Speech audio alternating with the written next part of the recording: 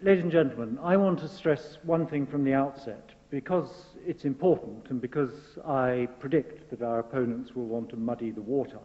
That is that tonight's debate is about the practice of state education, not the principle. We, on my side, believe that the state has a duty to ensure that every child has access to the best possible education. And our argument, of course, is that the state has failed to discharge that duty. We care deeply about the plight of the disadvantaged children whose lives have been ruined by a system that has failed. It's obvious to us, and I hope to each of you in the audience, that the failure is systemic and that radical change is necessary. To pretend otherwise is to bury your head in the sand and to condemn future generations to the misery that's being experienced by too many at present. Consider the evidence. 7 million adults functionally illiterate. That is, they can't look up the word plumber in the yellow pages. 1 in 4 can't calculate the change they should get from £2 when they buy one item for 68p and 2 for 45p.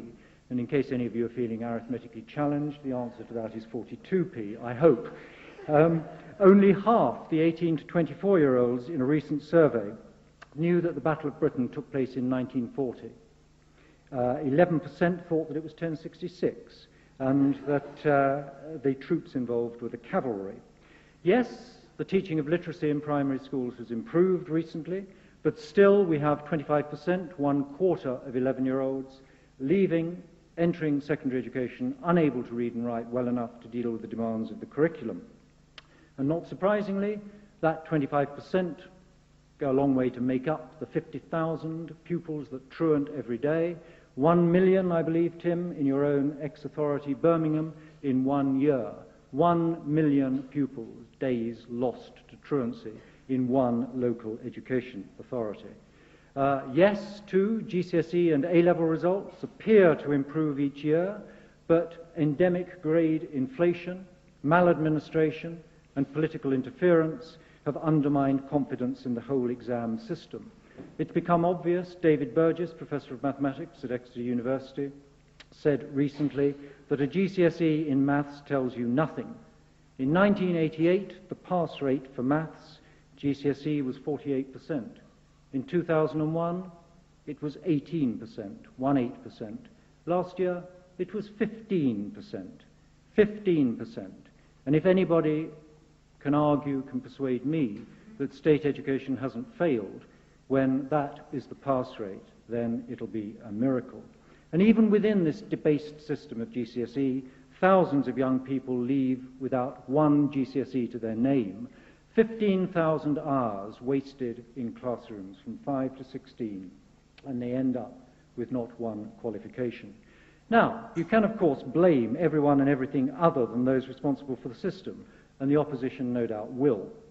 Feral children, feckless parents, chronic underfunding, excessive and demoralizing accountability, and a sensationalist and irresponsible media. But the stock answers of the political and the educational establishment tell you more about the defensiveness of that establishment than they reveal about the disaster which is state education. The state has failed to deliver because the lunatics have taken over the asylum. We have, on the one hand, an egalitarianism that refuses to accept that some children are academically more gifted than others, that refuses to accept the evidence that selective education works better than our current largely comprehensive system. In 1946, 65% of male art students at Oxford University came from private schools. By 1967, the figure had reduced to 58%. The statistics for women art students even more striking, 57% to 39%.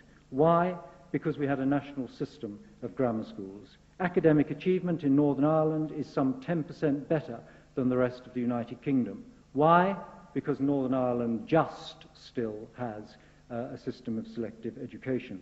And it isn't true, incidentally, since we're talking about comprehensive failure, that every secondary modern is an educational hellhole.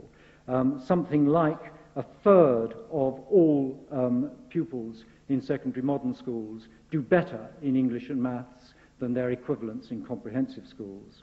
So on the one hand, the rampant and noxious egalitarianism. On the other, the progressive educational theory, peddled in state teacher training colleges, enforced by LEA advisors across the country, and since 1997, embedded deep in the heart of government. Knowledge, ladies and gentlemen, in state education today is bad. Skills are good. Didactic teaching is the legacy of Gradgrind. Teachers should become learning mentors, and so on. The great challenge for education in the 21st century, according to one professor of education, is the pursuit of a holistic, problematized pedagogy. Well, if you can deconstruct that garbage, you are a better educationalist than I am. When our teachers know that they must parrot this drivel, is it any surprise that so many of our children learn so little?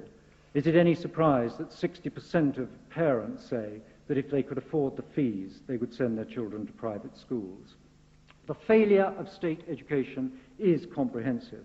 The state does not need to run state schools. Parents know better than politicians when it comes to the education of their children. Abolish, we argue, the costly bureaucracies. Give parents the money and allow them to choose. Encourage new providers to enter the market. Competition would drive up standards quickly, and it would drive prices down. It's happening in other countries, such as the United States, such as the Netherlands, such as Sweden. Why can't it happen in the United Kingdom? It could, given the political will. The problem is the political will in no party is here. The state, I conclude, has a duty to fund education. It has a duty to ensure that, in particular, the disadvantaged receive the education they need if they are ever to escape the cycle of poverty. But that, ladies and gentlemen, is that. Let others run schools. They could hardly do worse.